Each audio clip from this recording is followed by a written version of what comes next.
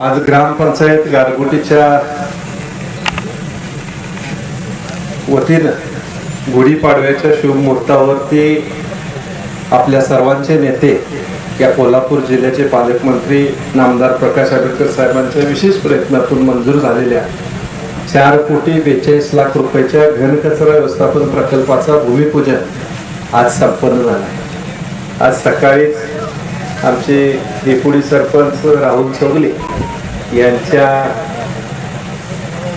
करवी भूमिपूजन या ठिकाणी पूजा आटपली गेली आणि सन्माननीय आता तिथून निघून गेले, परंतु या भुदरगडचे वैद्यकीय विभागाचे वैद्यकीयचे भीष्माचार्य म्हणे डॉक्टर मोमीन साहेब यांच्या हस्ते आदरणीय तात्या, आदरणीय अंकुश बापू, आदरणीय या ठिकाणी उपस्थित अलकेश कांदळकर, हनबरवाडीचे सरपंच, डेप्युटी सरपंच आणि त्यांचे सर्व सहकारी, आदरणीय या व्यासपीठावर उपस्थित बाळूदा असतील, अमितरावजी असतील, कोल्हापूर महानगरपालिकेचे ज्यांचं विशेष कौतुक या ठिकाणी करायला पाहिजे ते आदरणीय पाटील साहेब असतील, ज्यांनी हा प्रकल्प साहेबांनी सांगितला की माझ्या गावचा आहे आणि मला अतिशय वेगळ्या पद्धतीने करा।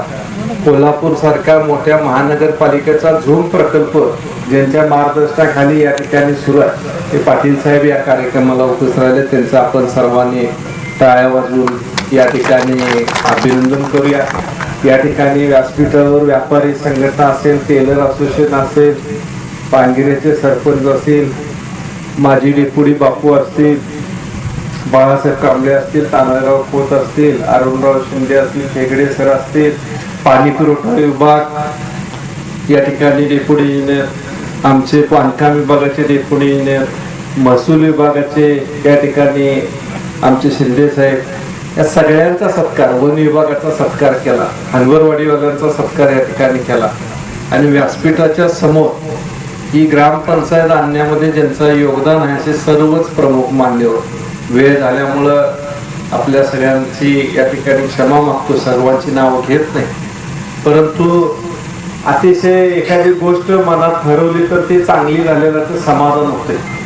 मगाशीच अमित बोलणार आहे म्हटल्यानंतर अलकेची आणि माझी कुजबूज होती ते जुनं सांगणार, कारण आम्ही दोघं बॉडीत होतो त्यावेळी ताते आमचे मार्गदर्शक आणि त्यावेळी अमितनं निवेदन दिलं या घन कचऱ्याचं घाटातलं बाजूला आणि आम्ही म्हटलं आमच्या आडवाच आहे सारखा काय आम्ही सत्यवाले काय तर उचापत्या करतोय तसं हे करायला लागला।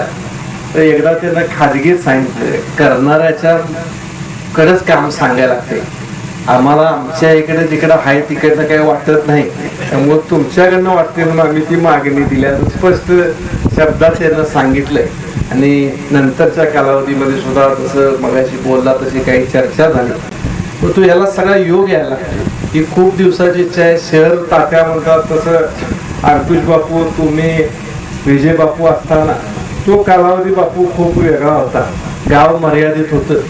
मला वाटतं पहिली ट्रॅक्टरच्या अगोदर रेडा आणि गाडी होती आपल्या कचऱ्याची करायसाठी, नंतर ट्रॅक्टर आला, ट्रॅक्टर नंतर या ठिकाणी मग वेगवेगळ्या पद्धतीच्या गाड्या 15 विभागातून बाजूबांच्या आमच्या वहिनी उपसभापती असताना त्या काळामध्ये एक रिक्षात्री गाडी दिली, कचरा गाडी वित्त आयोगातून, त्यानंतर आपले हे सगळा प्रवास झाला, परंतु ग्रामपंचायतचं सरपंच म्हणून काम करत असल्यापासून आमच्याही डोक्यात बाळासाहेब सगळ्या गोष्टी या होत्या, त्या सगळ्या गोष्टी सत्यात उतरवण्यासाठी कदाचित पालकमंत्री म्हणून प्रकाश आंबेडकर साहेबच व्हायला लागणार होते आणि ती वेळ जवळपास 20 वर्षानंतर आली आणि मग या कोल्हापूर जिल्ह्यामधला पहिला नाविन्यपूर्ण उपक्रम या गारगोटी शहराचा या ठिकाणी संपन्न होतोय आणि त्याचं भूमिपूजन होतं, याचा आनंद आहे।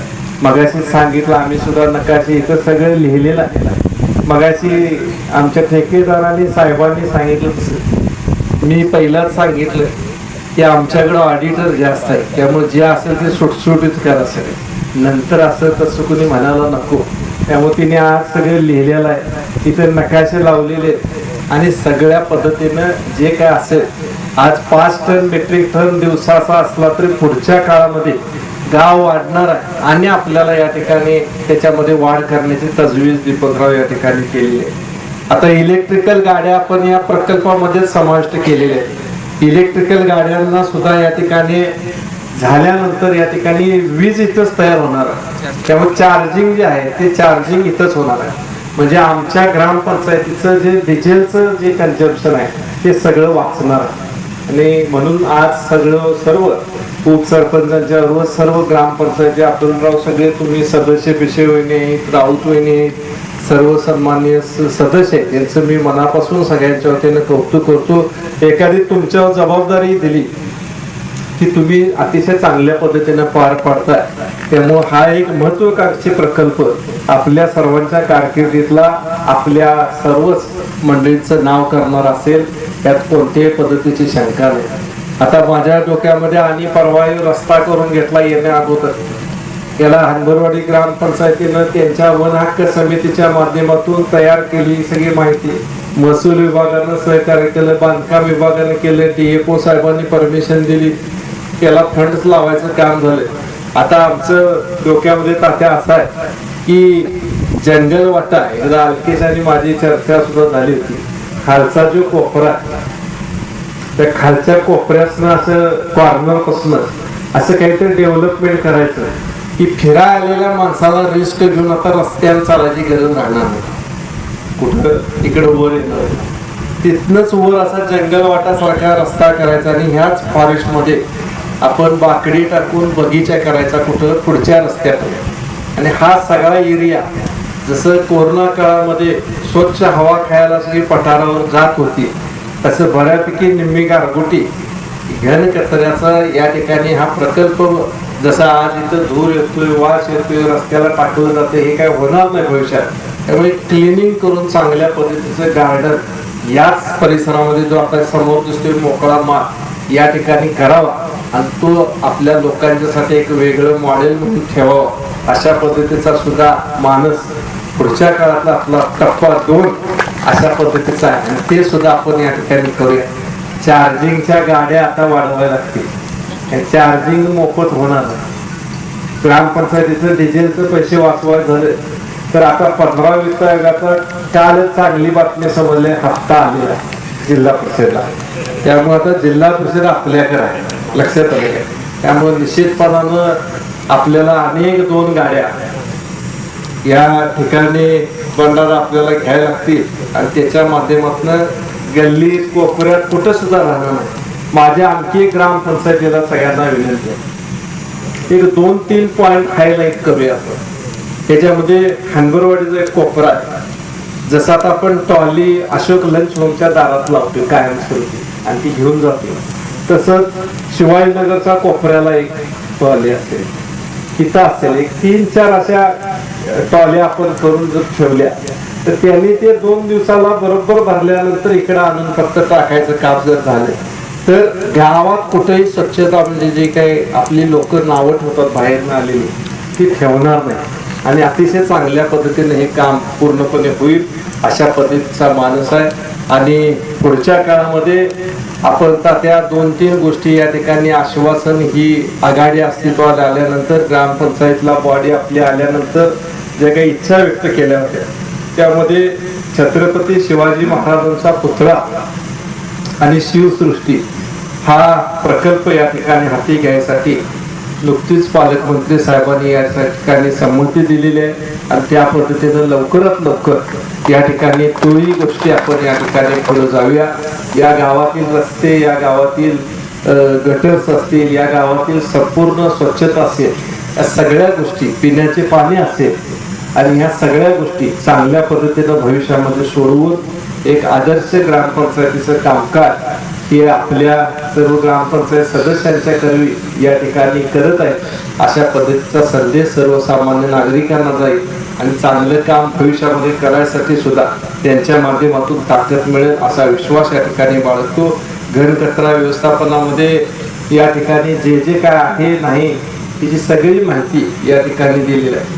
आता इथे पलीकडे शेर मारलेला आहे. मी यांना विनंती केलेली आहे की जून महिन्यामध्ये 15 जून पर्यंत हा प्रकल्प कार्यान्वित तुम्ही करून आम्हाला एकदाचं उद्घाटन पालकमंत्री साहेबांच्या हस्ते आपण पुन्हा एकदा येऊन या ठिकाणी याची सुरुवात कशी झालेली आहे. आज कुदळ नुसतं मारले तर कुंभार साहेब मशिनरी कशी यांची चालू होती काय की आम्ही नुसतं सांगतोय कडबाकुट्टी सारखा असं होते तसं होते. आता खरं कडबाकुट्टी सारखं पीठ निघतंय का आणि काय इथं ते गांडूळ खताचा इतर असे वेगवेगळे त्यांचे पार्ट आहेत. बायोगॅसचा आहे किंवा वीज निर्मितीचा त्याचा घ्या हे सगळंच्या सगळं बघायसाठी आपण जून महिन्यामध्ये या ठिकाणी सर्वजण येऊया आणि एक चांगल्या पद्धतीचं काम या ग्रामपंचायतच्या वतीनं भविष्य काळामध्ये करूया. आज या व्यासपीठावर उपस्थित आणि समोरील सर्वजण आज पाडव्याचा सण आहे. मी मनापासून सर्वांना या मराठी नूतन वर्षाच्या हार्दिक हार्दिक अशा शुभेच्छा देतो. आणि अशा काही दिवशी आता हा कार्यक्रम फार लय नाही आम्हाला 2 दिवसापूर्वी ठरला. 2च दिवस कालच्या काल ह्या मंडळीने सगळं नियोजन केलं आणि आज आम्हाला निरोप सगळ्यांना दिले. फोनवरच मी 2-4 आपल्या सर्वच प्रमुख मंडळींना फोनाफोनीवरच आपण सगळेजण जमलोय आणि चांगलं काम एवढ्या गडबडी नव्हतोय. आपण पुढचं काम सुद्धा अशाच पद्धतीनं चांगलं करत जाऊया एवढी विनंती आज या कार्यक्रमाच्या निमित्तानं पाडव्याच्या निमित्तानं करतो. आणि चांगली सुरुवात पाडव्याला ही झालेली आहे. अशाच सुरुवाती पुढची सुरुवात आहे ती दिवाळीच्या दरम्यान राजूभाई आता मुहूर्तच बघत जाऊया सगळं असं आणि चांगलं काम करत राहूया. निश्चितपणानं मगाशी तात्या आपण बोलला बापू असतील तुम्ही असाल सर्वच सिनियर मंडळी सगळे आम्हाला जी काय आशीर्वाद देतात आणि चुकलं तर कान बी धरतात आणि चांगलं काम केलं तर पाठीवरती थाप पण मारतात. अशी सगळी आपली सगळ्याच आपल्या एकत्रित कुटुंब पद्धतीप्रमाणे सर्वजण आपण एकत्र असल्यामुळं ही कामं होत आहेत. भविष्य काळामध्ये सुद्धा अजून चांगली कामं होतील. आपल्या सगळ्यांचा आशीर्वाद आणि आपल्या सगळ्यांच्या शुभेच्छा इथून पुढच्या काळामध्ये सुद्धा अशाच राहू देत. मी मनपूर्वक ग्रामपंचायतचे डेपुटी असतील कारण डेपुटींची निवड अलकेच लक्षात आहे का बघा तात्यांच्या दारात झाल्या त्या दिवशी त्याला म्हटलं की तुझ्या कारकिर्दीत 2 मोठी कामं होणार आणि ती कामं तुझ्या हस्तेच या ठिकाणी ती पूर्ण होणार. आणि आज त्या शब्दाप्रमाणे राहुलच्या हस्तेच आज भूमिपूजन या प्रकल्पाचं मोठ्या झाले.